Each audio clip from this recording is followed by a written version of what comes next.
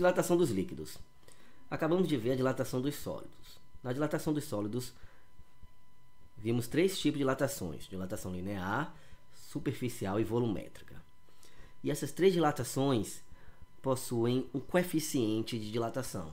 Uma dilatação linear, uma dilatação superficial e uma dilatação volumétrica. Ok, quando vamos para a dilatação dos líquidos, também teremos um coeficiente. Então, o coeficiente também será necessário na avaliação da dilatação dos líquidos. Só que, além da dilatação dos líquidos, temos que lembrar que os líquidos estão dentro de um recipiente. Então, quando esquentamos o líquido que está dentro de um recipiente, esse líquido irá dilatar e o recipiente também, já que o recipiente possui um coeficiente de dilatação. No caso, será uma dilatação volumétrica, né? Coeficiente de dilatação volumétrica. E sabemos também que o volume do líquido ele vai ser de acordo com o volume do recipiente, tá? Então, o líquido vai ocupar o volume do recipiente. Quando fazemos a dilatação do líquido, teremos, além da dilatação do líquido, né? além da dilatação do líquido, teremos também uma dilatação do recipiente. Então, sempre que analisamos a dilatação dos líquidos, estamos também analisando, além dela, a dilatação do recipiente. E sabemos que o recipiente, ele é sólido. Se ele é sólido, iremos levar em consideração o coeficiente de dilatação volumétrico desse sólido. Ok? E um líquido que está dentro de um recipiente, quando esse recipiente ele sofre um aquecimento, esse líquido irá aquecer, as moléculas irão se agitar, elas irão fazer novos agrupamentos. Esse agrupamento vai aumentar o volume do líquido e esse líquido vai transbordar. Quando esse líquido transbordar, teremos uma dilatação. Só que essa dilatação que nós vamos ter aqui não é uma dilatação real, não é?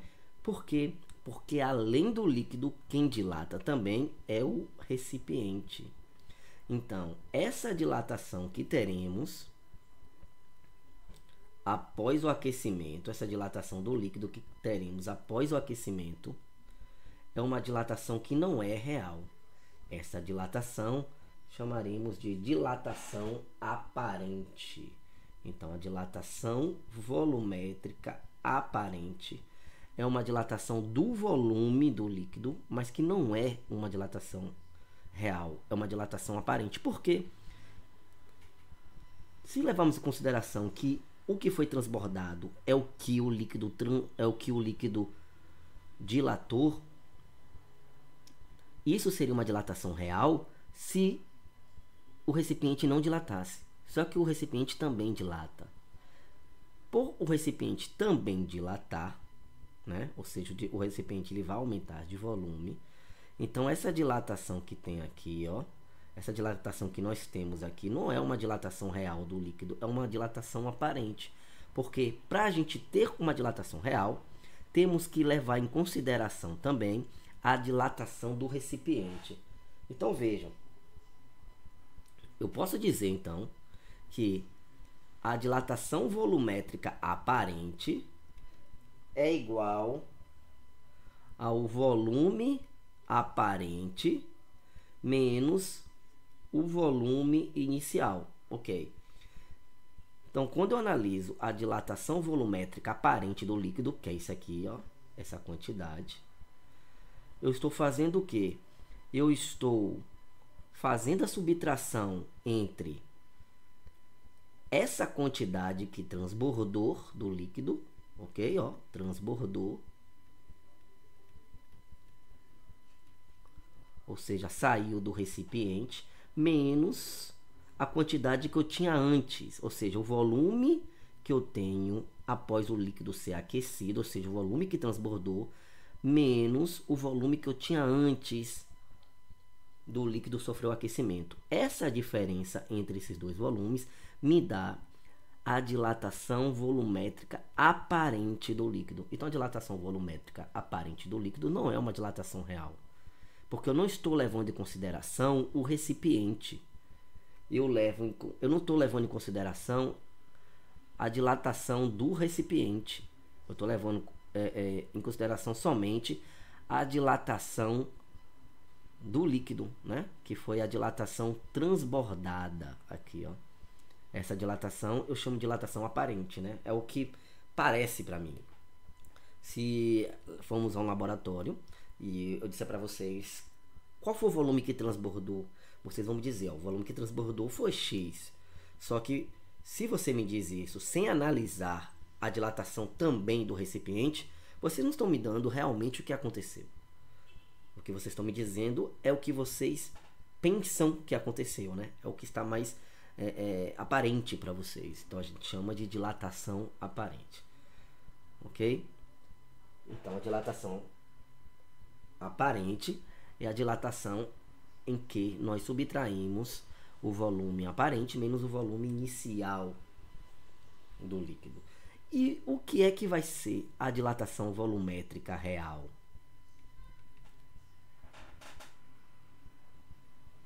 A dilatação volumétrica real vai ser a soma, né?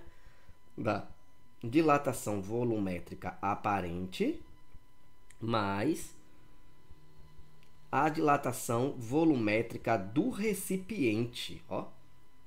Então, quando eu calculo a dilatação volumétrica real, o que realmente eu tive de dilatação do líquido, o que o líquido realmente dilatou, quando eu calculo isso, eu estou calculando a soma da dilatação volumétrica aparente, ou seja, essa quantidade que eu tenho aqui, somada mais a dilatação do recipiente. O recipiente também aumentou, né? Então, esse valor que o recipiente aumentou, somado mais a dilatação volumétrica aparente do líquido, me dá a dilatação volumétrica real do líquido.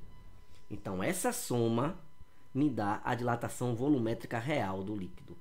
Então, nesse caso aqui, quando eu calculo a dilatação volumétrica real do líquido, estou levando em consideração também a dilatação do recipiente. E a gente sabe calcular a dilatação do recipiente, né? O recipiente ele é sólido. Então, quando eu calculo a dilatação volumétrica do recipiente, eu estou calculando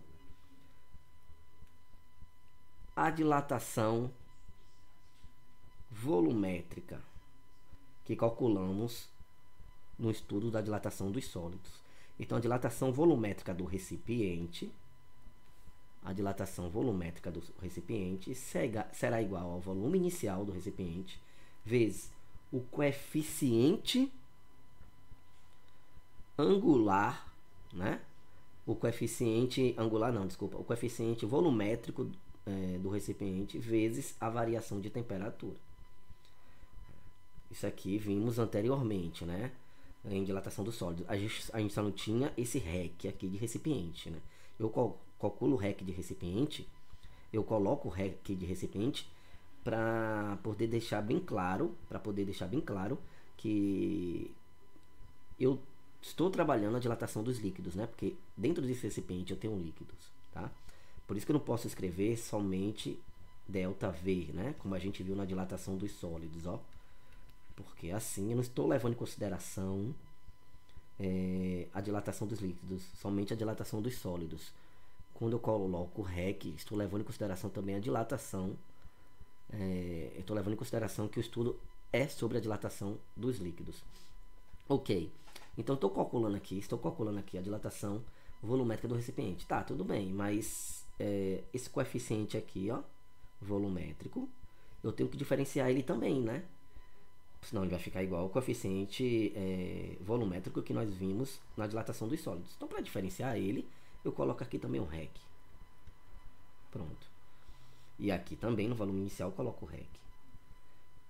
Então, sempre que eu vou calcular a dilatação volumétrica do recipiente, eu vou calcular o volume inicial do recipiente vezes o coeficiente volumétrico, né? Coeficiente volumétrico do recipiente vezes a variação de temperatura, tá?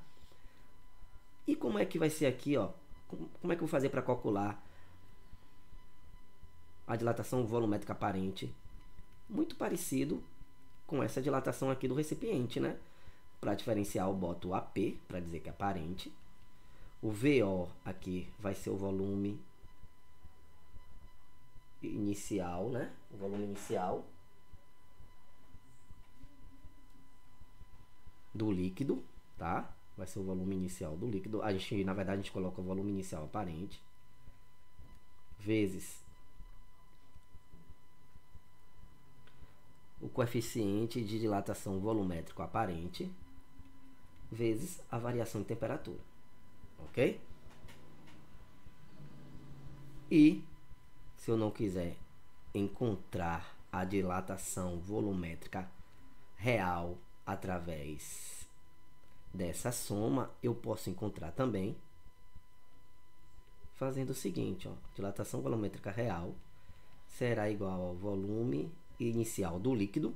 Coloca aqui real, né, só para a gente saber que estamos calculando a dilatação volumétrica real.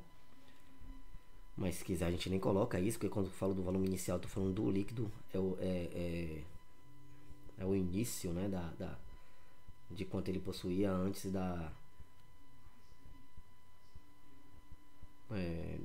do aquecimento, vezes o coeficiente de dilatação volumétrico real, vezes a variação de temperatura. Então vejam, o que é que a gente viu até aqui? A gente viu que na dilatação dos líquidos ocorre tanto a dilatação do fluido, né? No caso, pode ser a água, como do recipiente, tá? Então nós temos dois tipos de dilatação quando a gente calcula a dilatação dos sólidos. Além da dilatação do próprio líquido, a gente tem a dilatação também de quem? Do recipiente. E a gente viu que essa dilatação aqui, ó, do recipiente, do líquido inicial, né, quando há um transbordamento, quando eu não levo em consideração a dilatação do recipiente, estou trabalhando com a dilatação aparente, ok? É o que parece para mim quando eu vejo uma dilatação, quando eu não considero a dilatação do recipiente. Então, a dilatação volumétrica aparente é a subtração entre o volume aparente menos o volume inicial. Já quando eu levo em consideração a dilatação do recipiente, ó, no estudo da dilatação dos líquidos, eu estou falando da dilatação volumétrica real. É quanto realmente o líquido dilatou. E essa dilatação é calculada somando a minha dilatação volumétrica aparente mais a dilatação volumétrica do recipiente. Quando eu faço essa soma, eu tenho a dilatação volumétrica real do líquido. Agora, se eu quiser analisar cada um desses elementos, dilatação volumétrica real, dilatação volumétrica aparente, mais dilatação volumétrica do recipiente, é só levar em consideração o nosso estudo sobre dilatação volumétrica dos sólidos, né? Nós vimos que a dilatação volumétrica dos sólidos é o produto entre o volume inicial vezes o coeficiente de dilatação volumétrico vezes a variação de temperatura, certo? Só que para diferenciar, eu calculo que dilatação volumétrica é essa, né? Se é do líquido ou é do recipiente? É do líquido real ou é do líquido aparente? Nesse caso, nós temos a dilatação volumétrica do recipiente, ó. Então, é a repetição da dilatação volumétrica dos sólidos, só que colocamos o REC para diferenciar de qual elemento nós estamos trabalhando. Nesse caso aqui, é o próprio recipiente, é o próprio sólido, né? Então, é igual àquela dilatação que nós vimos lá atrás, quando trabalhamos dilatação dos sólidos. Já a dilatação volumétrica aparente segue o mesmo esquema, né? Só que para diferenciar a dilatação da dilatação volumétrica do recipiente, colocamos o AP, né? Para dizer que é aparente, tá? E quando falamos da dilatação volumétrica real, o que realmente dilatou o líquido, nós trabalhamos com a palavra real para diferenciar, tá? Então vejam que a equação da dilatação volumétrica do recipiente, da dilatação volumétrica aparente do líquido e a dilatação volumétrica real do líquido, a equação é a mesma. Só muda o que? Né? É praticamente a mesma, só muda o que? Só muda quando trabalhamos com o volume inicial, colocamos a palavra real para diferenciar. Quando trabalhamos com o coeficiente de dilatação volumétrica, colocamos a palavra real também. E quando trabalhamos com a variação da temperatura, não precisamos colocar nada, porque a variação de temperatura é a mesma, né? Tanto para o recipiente quanto para o líquido. Na verdade, aqui, ó, quando nós trabalhamos com uma dilatação volumétrica real e aparente, a gente nem precisa colocar, tá? Essa palavra real aqui e nessa palavra aparente aqui. Pode ser VO vezes Y real, né? Ou gama real, vezes variação de temperatura. E aqui pode ser VO vezes gama aparente vezes variação de temperatura, tá? Não é necessário colocar esse real e esse aparente aqui não, ó, para volume inicial, ok?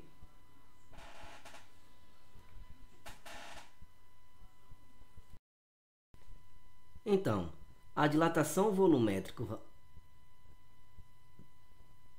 aparente é igual ao produto entre o volume inicial aparente vezes o coeficiente de dilatação volumétrico aparente vezes a variação em temperatura. A dilatação volumétrica real do líquido, né? Nós aqui temos a dilatação volumétrica aparente do líquido, aqui nós temos a dilatação volumétrica real do líquido. É igual ao volume inicial real do líquido vezes o coeficiente de dilatação volumétrico real do líquido vezes a variação em temperatura. E vimos também que a dilatação volumétrica do recipiente é igual ao volume inicial do recipiente vezes o coeficiente de dilatação volumétrico do recipiente vezes a variação em temperatura. Foi dito que o volume inicial aparente do líquido e o volume inicial real do líquido, eles são iguais, né? Temos o mesmo volume aqui, porque estamos falando do líquido, né? E vimos também que o líquido ocupa o volume do recipiente.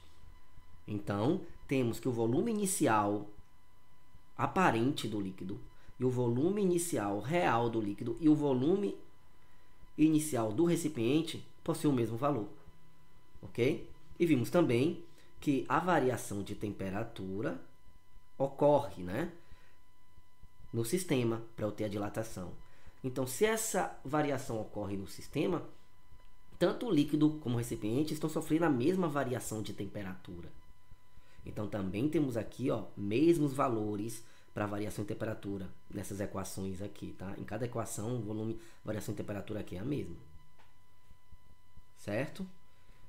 Porque em um sistema entre o recipiente e o líquido, nós consideramos o equilíbrio térmico, tá? Então, nós vamos ter aqui a mesma variação em temperatura, tanto para o líquido quanto para o recipiente, né? Como aqui nós temos o líquido também, só que aqui a gente considera aqui como líquido uma dilatação volumétrica real e aqui a dilatação volumétrica aparente é um líquido, né? Estamos trabalhando com o mesmo líquido, então a variação de temperatura é a mesma. E o equilíbrio térmico entre o líquido e o recipiente também temos uma mesma variação de temperatura, ok? E o volume inicial é o mesmo, porque aqui é porque trabalhamos com o mesmo líquido, então o volume inicial é o mesmo, e o volume inicial do líquido é o volume do recipiente. Nós vimos que o líquido ele não tem um volume próprio, né? Ele ocupa o volume do recipiente. Então, esses valores aqui são iguais, tá? Quem é que muda? Quem muda é o meu coeficiente de dilatação volumétrico. aparente, real e do recipiente. Tá. Levando isso em consideração e levando em consideração também uma equação que vimos há poucos instantes, que a dilatação volumétrica real, né, do líquido, que é o que realmente ele dilata, o aparente não é o que ele realmente dilata, né?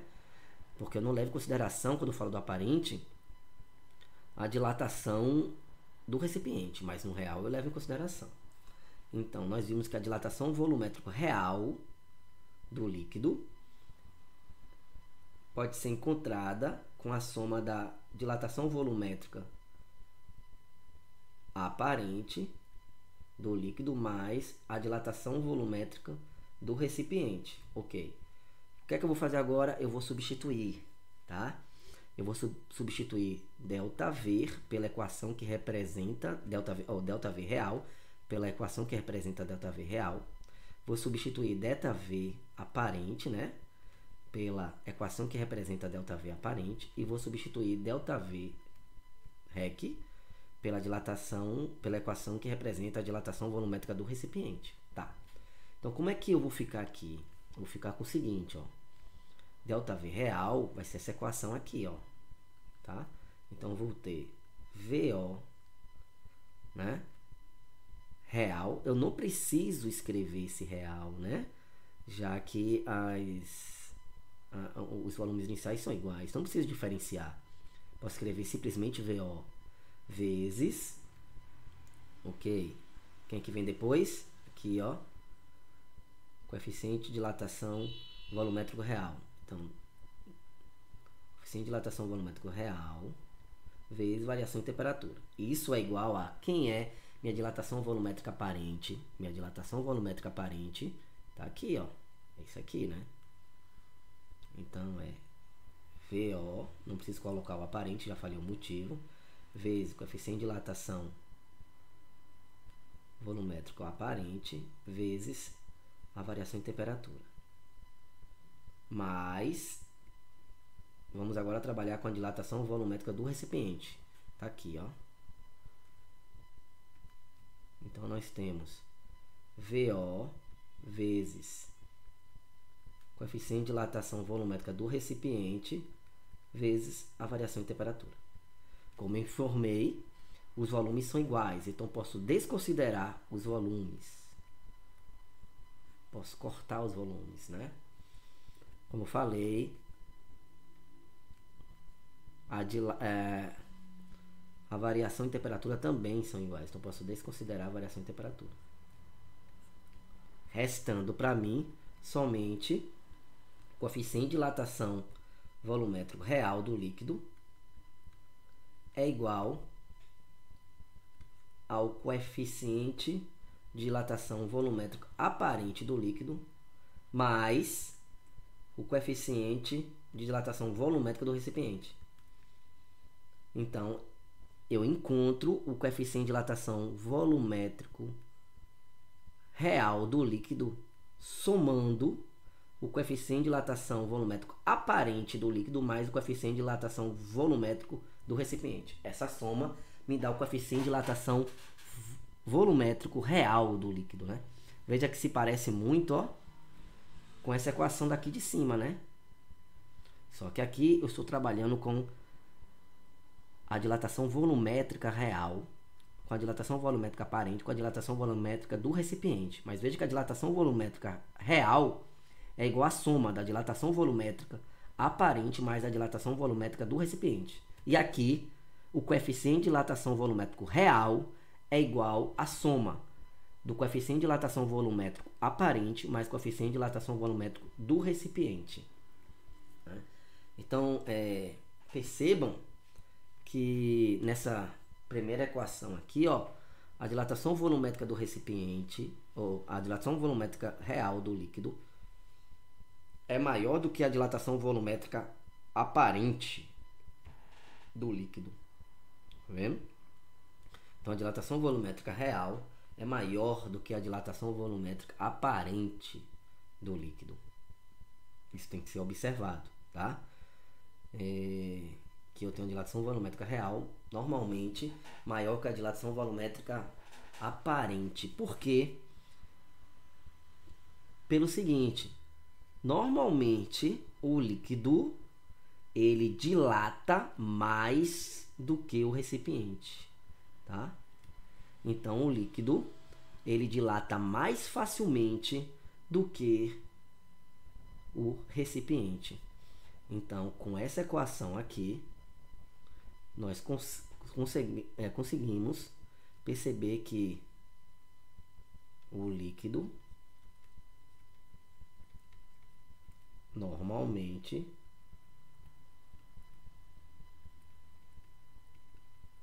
dilata mais que o recipiente.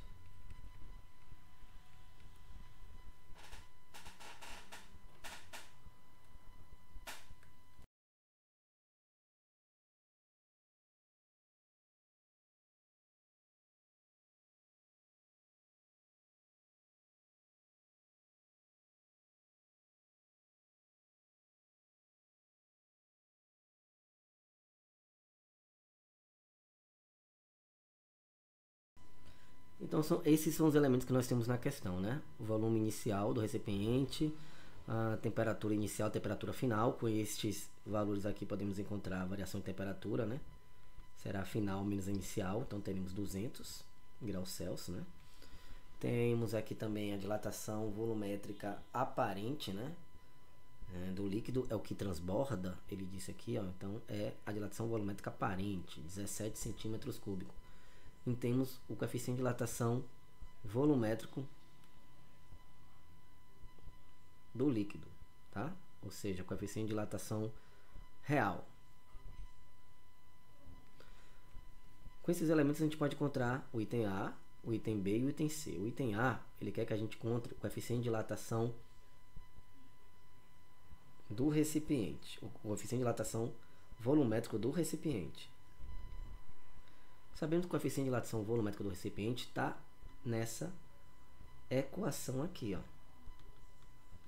Só que através dessa equação eu não consigo encontrar o coeficiente de dilatação volumétrica do recipiente, porque eu tenho a variação de temperatura, tenho o volume inicial, mas eu não tenho a dilatação volumétrica do recipiente. Então essa equação não é suficiente para encontrar a solução do item A. Então, para resolver o item A, eu vou recorrer à seguinte equação: ΔV real é igual a ΔV aparente mais ΔV do recipiente. Veja que eu fiz aparecer o ΔV recipiente, né? E aqui dentro eu sei que eu tenho um elemento que eu quero, que é esse daqui, ó. Ok, então essa equação ela vai me ajudar bastante. O que é que eu vou fazer? Eu vou passar o elemento que eu já tenho, que é o ΔVAP, para o primeiro membro. Tá? Positivo vai ficar negativo. ΔVAP é igual a ΔV real, vai passar para cá, ó. Segundo lado aqui, pro segundo membro, tá? Pro outro lado da igualdade. Então vai ficar menos ΔV real mais ΔV recipiente. Como não pode ficar negativo, eu vou multiplicar por menos 1. Fazendo a multiplicação por menos 1, nós teremos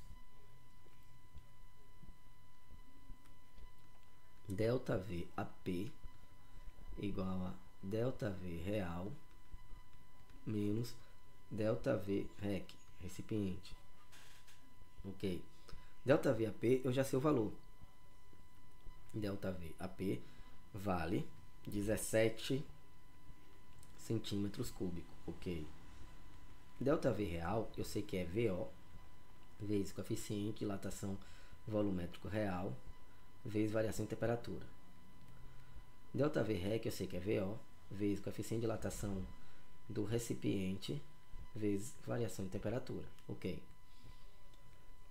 17 é igual, posso escrever VO vezes Δθ, né? Tá? Eu posso isolar eles e multiplicar vezes a subtração entre o coeficiente de dilatação real menos o coeficiente de dilatação do recipiente, coeficiente de dilatação volumétrico, tá? Do recipiente. Porque se eu multiplicar VO vezes o coeficiente de dilatação volumétrico real, ó, isso aqui vai me dar esse produto. Já se eu multiplicar isso vezes isso, eu terei esse produto aqui.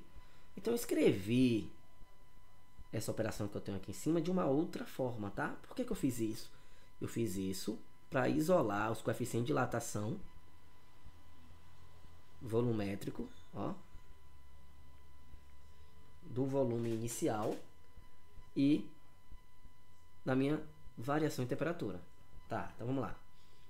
Então, resolvendo isso, nós teremos 17 é igual a VO, né? VO sabemos que vale 500, vezes a variação em temperatura, temos que vale 200, vezes, aqui será coeficiente de dilatação volumétrico real, é este daqui, ó. Então, vale 1,8 vezes 10 elevado a menos 4, menos o coeficiente de dilatação volumétrica do recipiente. É o que eu quero. Beleza, estamos chegando. Vamos lá. Esse produto aqui vai dar igual a 100 mil, não é? 100 mil. 100 mil eu posso escrever como 10 elevado a 5, né? Porque 100 mil, ó, nós temos, ó, 5 zero, tá? Então, posso escrever aqui, ó, como, em forma de potência, como 10 elevado a 5. Beleza. Vezes 1,8 vezes 10 elevado a menos 4. Menos coeficiente de dilatação volumétrica do recipiente. Ok? Certo. Mas isso aqui ainda está, ó, em parêntese. Então, vou fazer aqui a minha distributiva. Ó. Vou ficar com o quê? 17 vai ser igual a 1,8, né? 1,8 vezes 10 elevado a 5. Esse 10 elevado a 5, esse 5 eu vou somar mais o menos 4. Então, vai dar vezes 10 elevado a 1, que é 10, né? Vamos deixar assim. Menos, aqui nós vamos ter, ó, 10 elevado a 5 vezes coeficiente de dilatação volumétrico do recipiente, vai dar 10 elevado a 5 y rec. Ok? Vamos lá. 10 elevado a 5, continua aqui, rec. Aqui eu vou ter 17 igual a 1,8 vezes 10 elevado a 1 é 1,8 vezes 10, dá 18. Menos 10 elevado a 5, coeficiente de dilatação volumétrica do recipiente. Ok?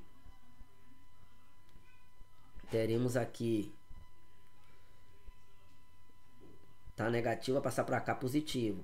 Vamos ficar com 10 elevado a 5, coeficiente de dilatação volumétrica do recipiente é igual a 18, menos, né, tá positivo, ficar negativo, 17. 10 elevado a 5, coeficiente de dilatação volumétrica do recipiente é igual a 18 menos 17, dá igual a 1, tá? Então, isso aqui deu 1, ó. Puxando para cá, para a gente ter um pouquinho de espaço, né? Eu vou ter que coeficiente de dilatação volumétrica do recipiente vai ser igual a 1 dividido por 10 elevado a 5, tá?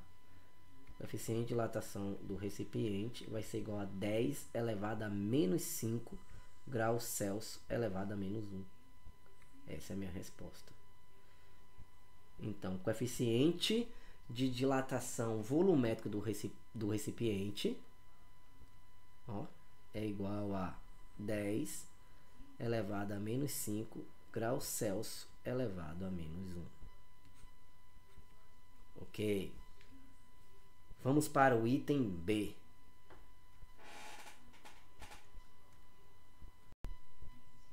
No item B, ele quer que a gente encontre a dilatação do cubo, a dilatação do tubo. No item B, ele quer que a gente encontre a dilatação do tubo. A dilatação do tubo é a dilatação volumétrica do recipiente, ok? Para encontrar a dilatação volumétrica do recipiente, nós utilizamos a equação, que é o produto entre o volume inicial do recipiente vezes o coeficiente de dilatação volumétrica do recipiente vezes a variação em temperatura, ok? Todos esses elementos nós temos. O volume inicial do recipiente é dado, 500. O coeficiente de dilatação volumétrica do recipiente acabamos de encontrar no item A, né? Vale 10 elevado a menos 5. 10 elevado a menos 5. E a variação em temperatura, aqui encontramos também, né? No item A, é a final menos a inicial, vale 200 graus Celsius, ok? A multiplicação entre 500 e 200 vai me dar o valor de 100.000. Então, teremos 100.000 vezes 10 elevado a 5, né? 10 elevado a menos 5. Ok? Delta V REC é igual a 100.000, pode ser expresso da seguinte forma, 10 elevado a 5. Ok?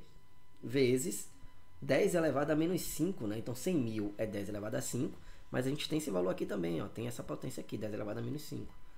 Então, vamos ter que a dilatação volumétrica do recipiente será igual a 10, né? Fazemos o quê? Com potência de mesma base, somamos expoentes, né? 5 com mais menos 5, teremos 5 menos 5, então 10 elevado a 0. 10 elevado a 0 é igual a 1. Então, a dilatação volumétrica do recipiente, a dilatação do recipiente, né? É de 1 centímetro cúbico. A dilatação volumétrica do recipiente é de 1 centímetro cúbico. Vamos para o item C. No item C, ele quer que a gente encontre a dilatação do mercúrio. A dilatação do mercúrio é a dilatação volumétrica real que ele quer que a gente encontre. Então, a gente pode encontrar através de duas equações. Esta equação, né, que ela me dá o produto entre o volume inicial do mercúrio vezes o coeficiente de dilatação volumétrico do mercúrio vezes a variação em temperatura. Ok, eu tenho variação em temperatura, eu tenho volume inicial e o coeficiente de dilatação volumétrico real eu tenho também. Ok. Mas além dessa equação, eu tenho essa equação aqui também, ó. Eu tenho que a dilatação volumétrica real é igual à soma entre a dilatação volumétrica aparente mais a dilatação volumétrica do recipiente, não é? Temos a dilatação volumétrica aparente, né, que a questão já me deu. A dilatação volumétrica aparente temos aqui, ó, vale 17. Então ficou bem tranquila a resolução da minha questão, porque eu posso dizer que a dilatação volumétrica real é igual a 17 mais a dilatação volumétrica do recipiente encontramos no item B. A dilatação volumétrica do recipiente vale 1 centímetro cúbico, está na mesma unidade, né? Aqui nós temos 17 centímetros cúbicos, ok? Não preciso fazer transformação, né? Já que a dilatação volumétrica do recipiente também está em centímetro cúbico, ok? Então, posso dizer que a dilatação volumétrica real, ou a dilatação volumétrica do líquido, né? Dilatação volumétrica do mercúrio é igual a 17 mais 1 dá igual a 18. 18 centímetros cúbicos. Essa é a dilatação volumétrica do mercúrio, tá? Veja que a dilatação volumétrica do mercúrio é de 18 centímetros cúbicos. A dilatação volumétrica do aparente, né, do mercúrio, é 17 centímetros cúbicos, né? Sobrou 1. Quem é esse 1? É a dilatação volumétrica do recipiente. Tá vendo? Ó? A gente pode ver aqui, ó, que o recipiente ele dilatou menos do que o líquido, não é? Mas que este valor dilatado aqui não é o real, é o aparente. Porque para encontrar o real, eu tenho que somar a dilatação volumétrica aparente mais a dilatação volumétrica do recipiente. Esta soma me dá a dilatação volumétrica real, ou dilatação volumétrica do líquido. Então, meu item C tem como resposta 18 centímetros cúbicos.